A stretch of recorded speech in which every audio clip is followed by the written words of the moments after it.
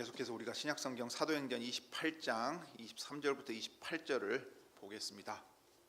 말씀의 내용을 해설하여 살피는 것보다는 바울이 로마 교회에 보낸 편지 등을 통하여서 우리가 내용을 간결하게 좀 보도록 하겠습니다. 자, 읽을 본문은 먼저 사도행전 28장 23절부터 28절입니다. 제가 세번역 본문으로 읽겠습니다. 그들은 바울과 만날 날짜를 정하였다. 그날에 더 많은 사람이 바울의 숙소로 찾아왔다. 그는 아침부터 저녁까지 그들에게 하나님 나라를 엄숙히 증언하고 모세의 율법과 예언자의 말을 가지고 예수에 관하여 그들을 설득하면서 그의 속내를 터놓았다. 더러는 그의 말을 받아들였으나 더러는 믿지 않았다. 그들이 이렇게 견해가 서로 엇갈린 채로 흩어질 때에 바울은 이런 말을 한마디 하였다. 성령께서 예언자 이사야를 통하여 여러분의 조상에게 하신 말씀은 적절합니다. 곧 이런 말씀입니다. 이 백성에게 가서 말하여라. 너희가 듣기는 들어도 깨닫지 못하고 보기는 보아도 알지 못한다. 이 백성의 마음이 무디어지고 귀가 먹고 눈이 감기어 있다. 이는 그들로 하여금 눈으로 보지 못하게 하고 귀로 듣지 못하게 하고 마음으로 깨닫지 못하게 하고 돌아서지 못하게 하여 내가 그들을 고쳐주지 않으려는 것이다. 그러므로 여러분은 하나님의 이 구원의 소식이 이방 사람에게 전파되었음을 알아야 합니다. 그들이야말로 그것을 듣고 받아들일 것입니다. 자, 사랑하는 교우 여러분, 우리가 이제 사도행전 28장 거의 끝부분에 이르렀습니다. 바울 일행은 로마에 이르렀고요. 바울은 로마의 거처를 정하여서 병사 한 사람이 그를 감독하는 가운데 일종의 가택연금 상태로 지내게 된 것을 우리가 보았습니다. 그 상황 가운데서 바울은 로마에 있는 유대인 지도자들을 먼저 청하였습니다. 그리하여 로마에서 복음을 전하는 일에 어떤 지장도 없도록, 그리고 무엇보다 유대인들이 먼저 복음을 들을 수 있도록 애썼습니다. 자, 그런데 그 바울이 전하는 부활하신 예수님의 복음, 곧 하나님 나라의 복음을 들은 유대인 지도자들의 반응은 그들이 합리적으로 판단하고 어떤 선입견도 없이 바울을 대했을 때에 비해 긍정적인 결과가 나오지 않는 것으로 보입니다. 그래서 23절부터 28절의 내용을 좀 나누어서 볼 텐데요. 하나님께서는 이전에 옛적의 언약 백성들에게 말씀하신 그 하나님께서는 지금도 하나님의 백성들에게 말씀하시는데 성신을 통하여 당신의 종에게 말씀을 보내심으로써 하시는 내용을 간략히 보겠습니다. 그런 다음에 이제 그때나 지금이나 동일하게 특별히 먼저 하나님의 백성이 된 유대인들이 여전히 어둠 가운데 있고 이 일이 하나님의 뜻 안에서 섭리 안에서 허락된 일들이라는 것을 생각하겠습니다. 그리고 이것으로 말미암아 이방인들이 도리어 빛 가운데로 나아갈 수 있게 주님이 쓰신 것을 생각하겠습니다. 이게 이제 세 번째 내용이 됩니다. 그리고 필요하면 이 바울이 로마서 9, 10, 11장에 하는 내용이 이어지는 건데요. 11장의 본문을 그대로 읽겠습니다. 11장의 본문을 읽기만 해도 오늘 바울이 무엇을 말하는지 우리는 이해할 수 있을 것입니다. 먼저 28장 23절부터 26절을 한번 다시 생각해 보시죠. 유대인 지도자들이 바울과 만날 날짜를 정했고 그들이 다른 사람들을 데리고서 같이 바울의 거처에 찾아왔습니다. 바울은 하루 종일 구약 성경의 말씀을 가지고 그들이 가지고 있는 성경의 말씀을 가지고 예수 그리스도의 부활로 말미암아 이스라엘의 소망이 온전히 이루어진다. 그리고 그것이 우리가 고대하고 있던 하나님 나라가 회복되는 일이라 하는 것을 힘써 외쳤습니다. 그러니 바울은 먼저는 유대인이요 나중은 헬라인이라 하는 말대로 유대인 회당에서 복음을 전하고 유대인들이 믿지 않으면 이방인에게로 향하여 가는 방식으로 이 일을 행했습니다. 그런데 문제는 이것은 구원의 역사 가운데 특별히 사도시대에 유대인들을 그리스도의 복음으로 부르셨지만 그들의 마음이 딱딱하게 굳어서 그들이 스스로 하나님의 심판을 불러들이고 있다는 것을 확인시켜주는 과정이 됩니다. 그와 대비되게 이전에는 이 복음을 알지 못하고 듣지 못하고 반응하지 않았던 이방인들이 오히려 유대인이 보여야 될 반응을 보여주는 것을 이 바울이 선교할 때든지 또는 여기 선교 여행의 마지막 끝까지 일관되게 보여주는 것을 볼 수 있습니다. 그래서 유대인들은 바울이 강력하게 논증하고 하나님의 말씀을 가지고서 그리스도를 변호하여 증명한 일에 있어서 충분히 그 말씀에 합당한 해석이라고 받아들이기도 하였습니다. 그래서 더러는 그의 말을 받아들였는데 중요한 건 더러는 믿지 않았습니다. 단순히 그 사실이 과연 그러하다 인정하는 정도가 아니라 인정하면 당연히 이 그리스도가 하나님의 아드님이시여 우리의 유일하신 주님이시다는 믿음의 고백까지 가야 하는데 부활에 대한 사실을 인정할지라도 믿음에 이르지는 못하거나 또는 아예 거부하는 일들이 이들 가운데 나타나고 있음을 볼 수 있습니다. 이것은 23장에서 바울이 산헤드린 회의에 소환되어 갔을 때 본 모습입니다. 바리새파와 사두개파로 구성되어 있던 이 산헤드린 공회는 사두개파는 아예 부활을 없다고 하는 사람들이고 바리새파 사람들은 부활이 있다 하고 믿는 사람들이기 때문에 부활에 대한 이스라엘의 소망에 대한 바울의 복음 전도는 인정했지만 그래서 이 사람을 통해 하나님이 말씀하실 수 있는 것 아니냐 하는 가능성을 인정하는 데까지는 갔지만 그것이 믿음에 이르지는 아니하였습니다. 다른 사람들은 아예 거부하였지요. 그러니 하나님 나라의 복음을 듣게 하나님께서는 말씀을 전하는 일을 계속 보내시지만 그들은 일관되게 말씀을 가장 잘 알고 있고 그래서 그리스도를 가장 먼저 받아들여야 할 하나님의 백성이 여전히 믿지 않고 있다는 사실을 바울의 이 선교 여행의 기록 마지막 부분까지 정말 일관되게 우리가 확인하게 되는 겁니다. 자, 그런데 이 사람들이 처음부터 마음이 완고하고 매사이에 비합리적이고 말이 안 통하는 사람이냐 하면 그렇지 않았어요. 어떤 점에서 그랬습니까? 바울이 그 사람들을 청했을 때 유대로부터 어떤 형제들도 당신에 대하여 나쁜 말을 한 적이 없고 유대로부터 어떤 공식적인 판단을 받은 적도 없어요. 그러니까 그들은 어떻게 생각했습니까? 그러면 우리가 당신에 대하여 부정적으로 생각할 요인이 없다고요. 지도자들이 공통으로 대답한 거예요. 마치 회의체가 합당한 근거 없이 어떤 사람이나 사상이나 집단에 대하여 판단을 내리는 것은 적합하지 않다. 그러니 우리가 직접 들어보고 판단하겠다 말하는 거예요. 매우 신중하지 않습니까? 매우 합리적이지 않아요? 그런데 정작 복음을 들을 때는 그 합리성이나 점잖고 진지하고 신중한 모습으로 이 복음의 마음의 문을 열지는 않더라는 말입니다. 그러면 이것은 하나님께서 그들에게 이 믿음을 허락하지 않으시는, 그러니까 그들이 어둠 가운데 있다 하는 사실을 보여주는 증거가 됩니다. 그렇지만 우리가 생각하는 것은, 먼저 생각할 것은 이것입니다. 그들은 일관되게 여전히 어둠 가운데 이 빛으로 나오기를 거부하고 있지만, 그러면 하나님께서 은혜를 베푸시지 않고 말씀하시지 않으셨기 때문에 이렇게 된 것이냐면 오히려 그 반대지요. 반대입니다. 왜냐하면 유대인들의 이 모습을 보고 바울이 놀라지 않아요. 놀라지 않고 오히려 이제 이런 겁니다. 마치 이 예배당 문을 열고 지도자들이 나가려고 할 때 바울이 탄식하며 이런 얘기를 하는 겁니다.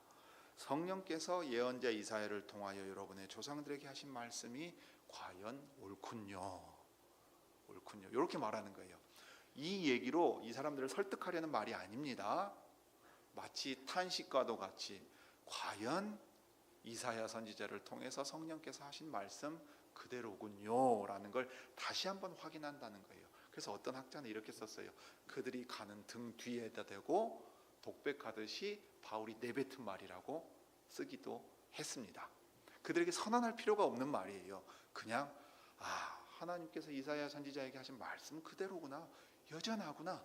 그때 이사야 선지자를 통해 하나님의 말씀을 듣던 백성들도 그러했는데 지금 이 유대인들도 똑같구나. 그러면 왜 그렇게 된 것이냐 하고 이어져 가지요. 그러나 그 전에 우리가 생각할 것은 이것입니다. 하나님께서는 먼저는 자기 백성에게 또 세상에 하나님의 말씀을 계속해서 보내고 계시다는 말씀입니다. 그러니까 말씀을 듣지 않는다는 불신을 보기 이전에 믿음을 가질 수 있도록 여전히 성령께서 말씀을 전하는 자를 쓰셔서 말씀하시고 찾아오고 계시다는 사실을 기억해야 합니다.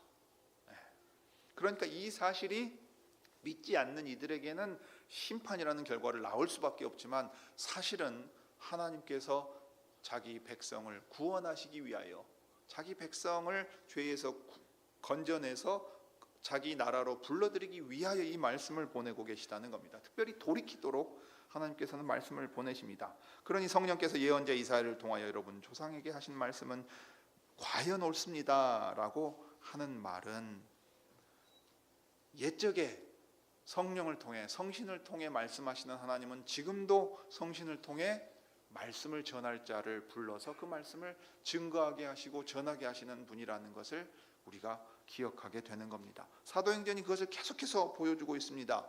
옛적에 성신께서는 다윗을 통하여 말씀하신 분이라고 구약 성경을 인용하면서 누가는 기록했고 사도들은 말했습니다. 8장에 보면 전도자 빌립의 이야기가 나옵니다. 10장과 11장에는 베드로가 나오고요, 13장에는 안디옥 교회 지도자들이 기도할 때 성령께서 그들에게 말씀하시는 것을 듣습니다.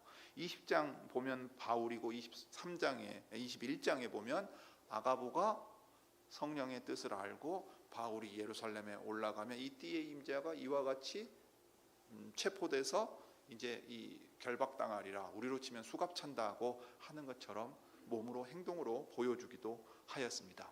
그러니까 옛적부터 지금까지 하나님께서는 여전히 하나님의 신을 보내셔서 말씀을 맡을 자에게 말씀을 맡기시고 그로 하여금 말씀을 전하게 하십니다. 그 말씀을 들음으로써 믿음이 생기게 하시고 그 말씀을 들음으로써 회개하게 만드세요. 동시에 그 말씀을 전하지만 듣고도 믿지 않고 거부하는 자들에게는 그들이 심판에 머물러 있다는 사실이 입증되게 하십니다.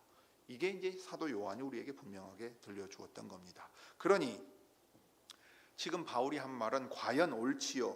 옛적에 예언자 이사야를 통하여 성신께서 여러분의 조상들에게 하신 말씀, 포로로 끌려갈 그때의 그 백성들이나 예수님을 거부함으로써 저 성전과 예루살렘이 파괴되고 나라가 멸망하기 이를 당신들의 상황은 그때나 지금이나 동일하고 여전히 여러분들은 저 죄의 포로된 데서 돌이키지 못하였다, 진정한 이 회복을 경험하지 못하였다 하고 지금 말하고 있습니다.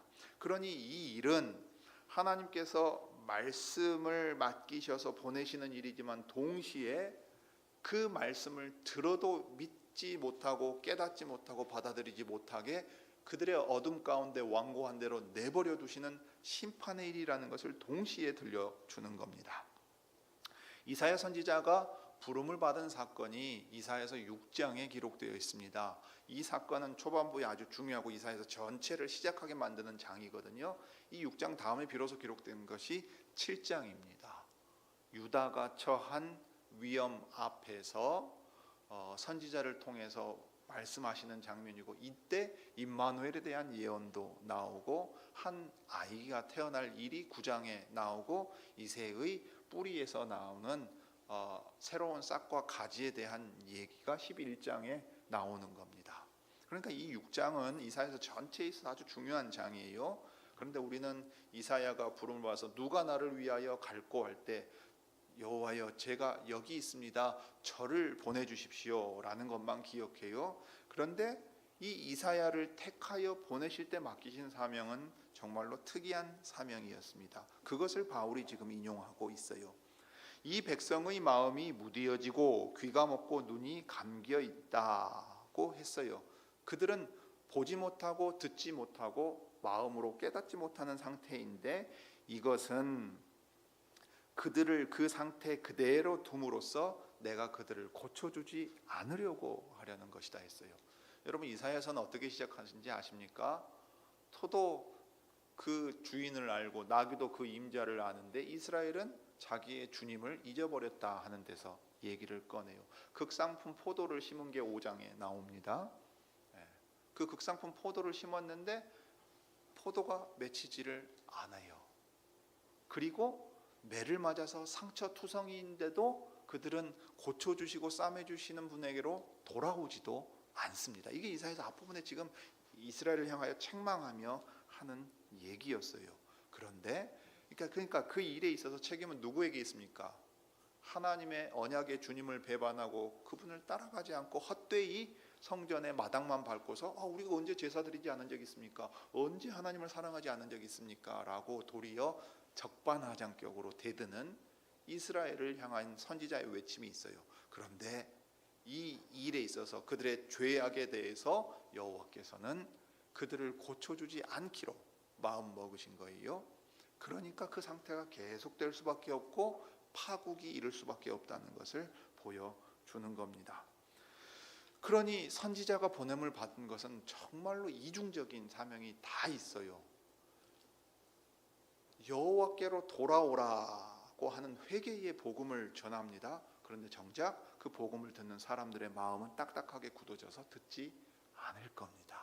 그러니까 여호와께서 심판을 내리기로 작정하셨음이 그것을 통해 드러나는 거예요.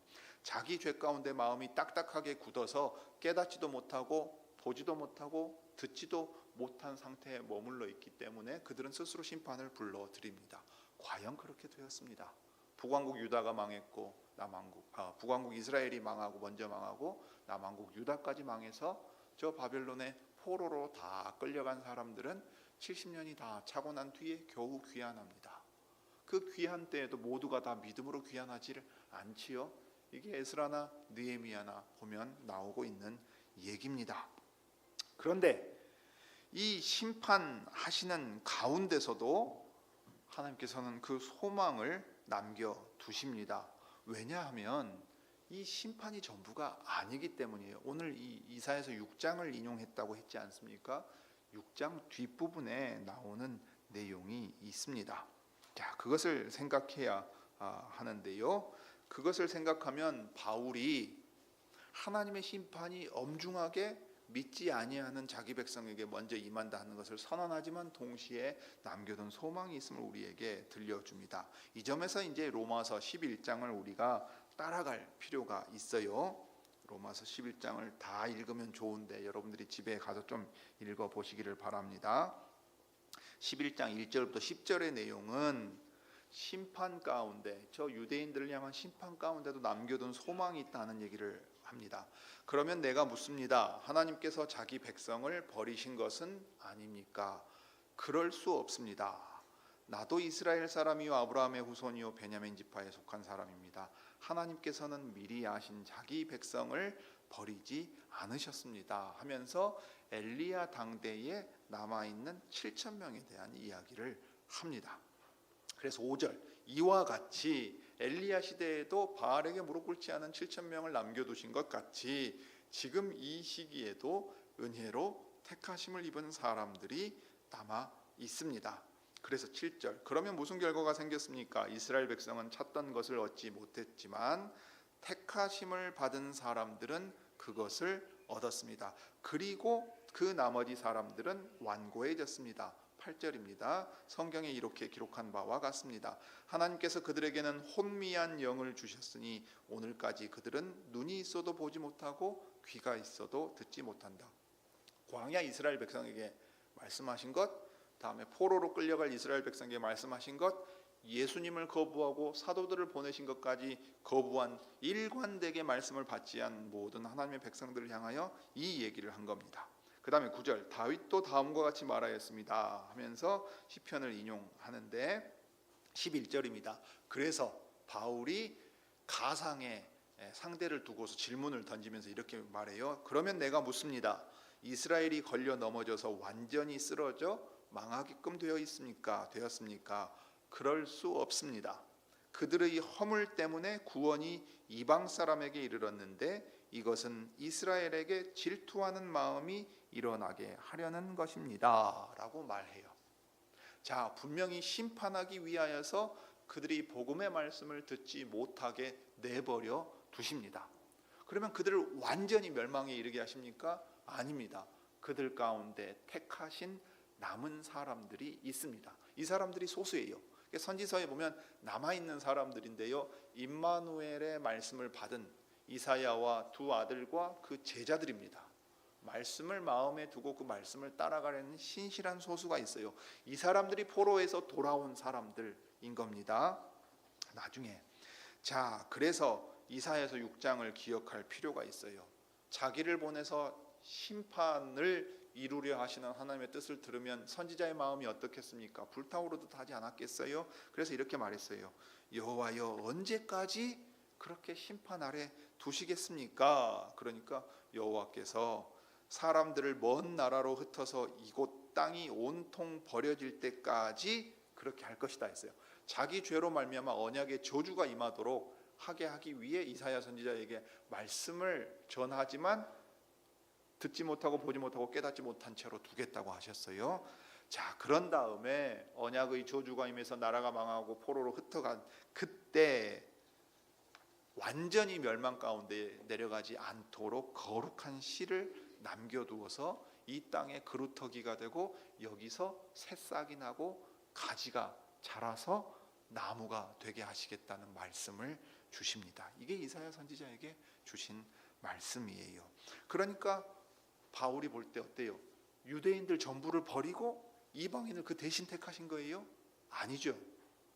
유대인들의 상당수가 믿음을 갖지 못하도록 자기 스스로 심판 아래 내버려 두셨지만 그들 가운데 남아있는 소수 택한 사람들이 있어서 이 믿음을 이루어가고 이 사람이 참 이스라엘이란 얘기예요.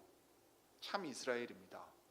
그러니까 이 참 이스라엘에 이제 누구도 들어오게 만드냐면 유대인들이 믿지 않음으로 인해서 이방인들이 이 나라의 초대를 받고 들어오게 된다는 식이 되는 거예요. 남아있는 소수의 참 이스라엘에 이방인도 들어와서 온 이스라엘이라고 불리게 되는 겁니다. 그래서 이스라엘이 완전히 쓰러져 망하게끔 하지 않고 그들의 허물 때문에 구원이 이방 사람들에게 이르게 하시고, 이렇게 하신 목적은 이스라엘에게 질투하는 마음이 일어나게 하려는 것이다 하고 지금 들려줍니다. 우리가 세 번째 내용까지 가면 좋겠는데 오늘 마저 좀 보려고 했는데 세 번째 내용까지 가면 좀 시간이 더 길 것 같아요. 여러분, 세 번째 내용은 다음 주에 우리가 이어서 따로 좀 보도록 하겠습니다. 그러면 지금 바울이 이 상황에서, 그러니까 사도행전을 마무리 짓는 이 상황에서 이 내용이 왜 중요한가, 그리고 이것이 어떻게 로마서에 훨씬 더 구체적이고 자세하게 담겨 있는가를 우리가 알 수 있습니다. 집에 돌아가시거든 로마서 이사야서 6장을 한번 읽어보시고요. 그 다음에 로마서 9, 10, 11장을 읽고 오시면 우리가 다음 주에 말씀을 살피는데 더 유익함이 있겠습니다. 자, 기도하시죠. 거룩하신 하나님, 우리 아버지, 하나님의 거룩하심을 나타내실 때에 자기 백성이라도 그들의 죄와 부패함